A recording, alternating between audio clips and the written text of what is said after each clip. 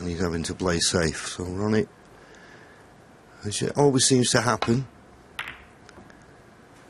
just a little bit around the ball, and knowing that's a mistake. That's a mistake from Neil. Okay, may not have left a pot, but leaving Ronnie with his hand on the table, you expect him to play a lot better safety shot than that.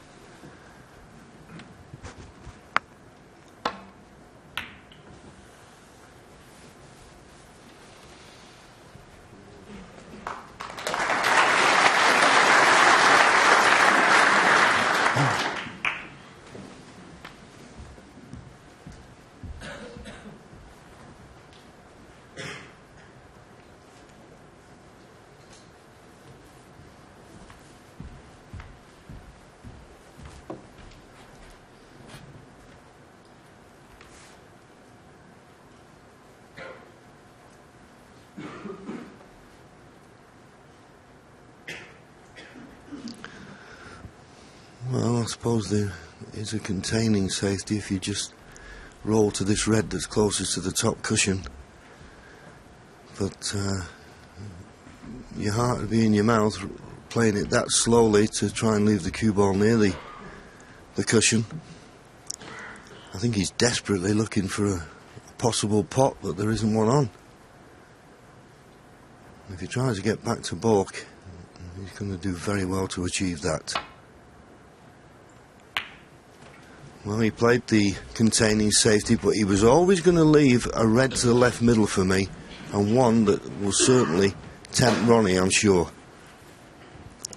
He may also have left one to the far right corner, but one to the left middle looks like the one you can play with confidence and not leave much should you miss it, and if you get it, could win the frame.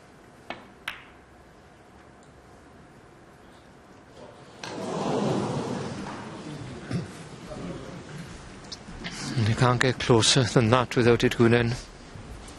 Especially the weight he played it. You can see he's going towards the far knuckle. It's pulling back slightly with a nap, but not quite enough.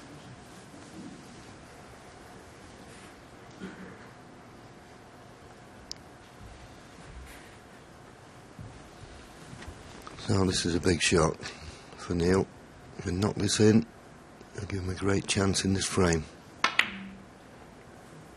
But it's just not happening at the moment. Quick look to see whether he's left the red to the left centre. If he has, that's careless. I don't think he will have done. Mid-session interval after this frame. So psychologically, if Ronnie O'Sullivan could win it, Neil would go back to the dressing room with no positive thoughts whatsoever.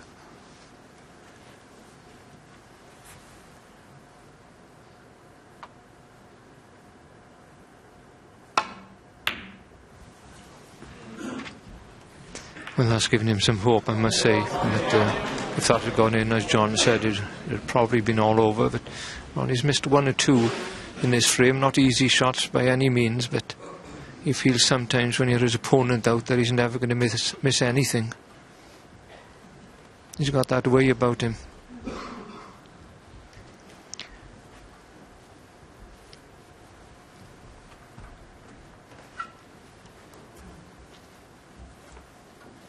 They say champions can find something out there and start to play well, even when they're playing and feeling at their worst. Well, it's just about the situation this man is in now.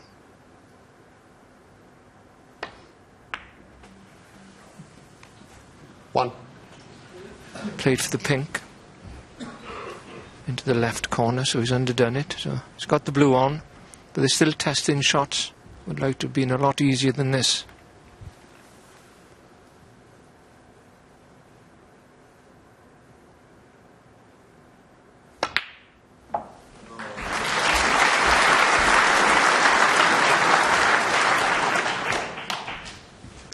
Six. Good pot, but slightly out of position again. Yes, and if the red doesn't pass the yellow, he's not good at all. As you say, normally a blue that he'd knock in, but he was a bit anxious when he played it, and that's why he's not good on the red. Thin cut to the left middle here.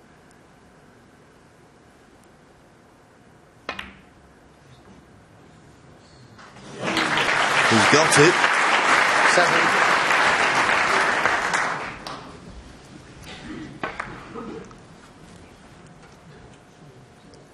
Still not inch perfect though, with his positional play.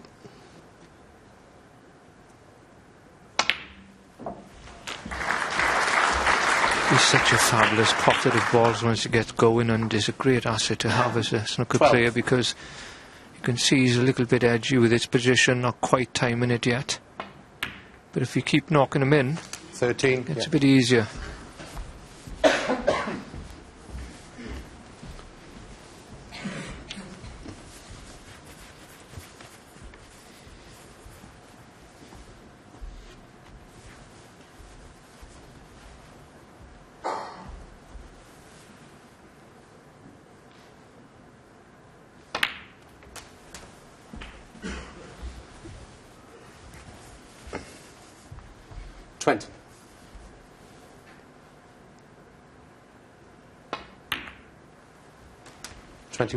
Just get the feeling this is a big moment in the match for Neil Robertson. I know this is only halfway through the second session of this best of 25, but he was desperate to get a frame on the board this afternoon, and this is his chance, but he's got to really dig deep and hold himself together.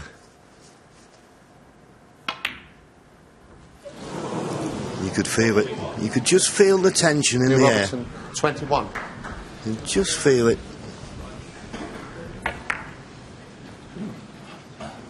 Well, he got back in position a few shots ago, but well, you wouldn't have thought he would have missed that pink in the middle. 1.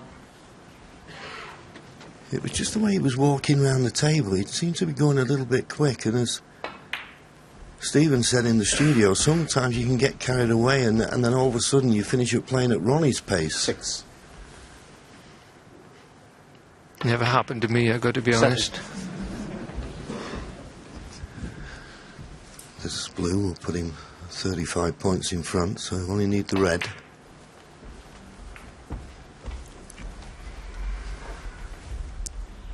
12. 13. So this black to go 43 points in front with just 35 remaining. The absolute perfect start. Okay, last couple of frames, Ronnie's made a few mistakes. 20. I think in this frame, maybe took a shot on 21. which you would think twice about, but he's so full of confidence and he really is feeling good.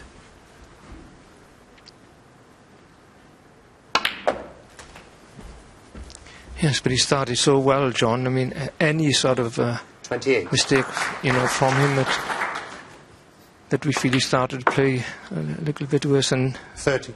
he should be, but he's so good when he's good. But you feel it's a little bit of a shock when he plays a bad shot. 33.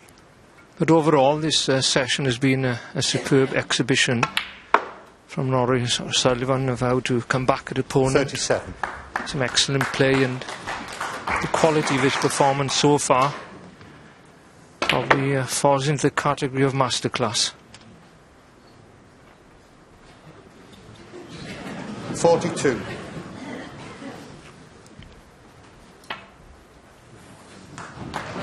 So it's quick fire stuff from Ronnie O'Sullivan. We haven't been here long, but the interval's already with us.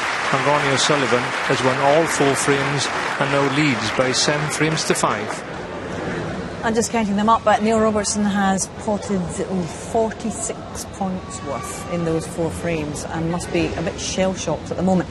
What is the problem from where you stand about what's been happening out there? It just looked a bit desperate to get a frame on the board in the last frame. He was potting the balls, not one went in the middle of the pocket. And then when you're concentrating so hard on making the pot, then your position goes as well, so you're never in perfect position.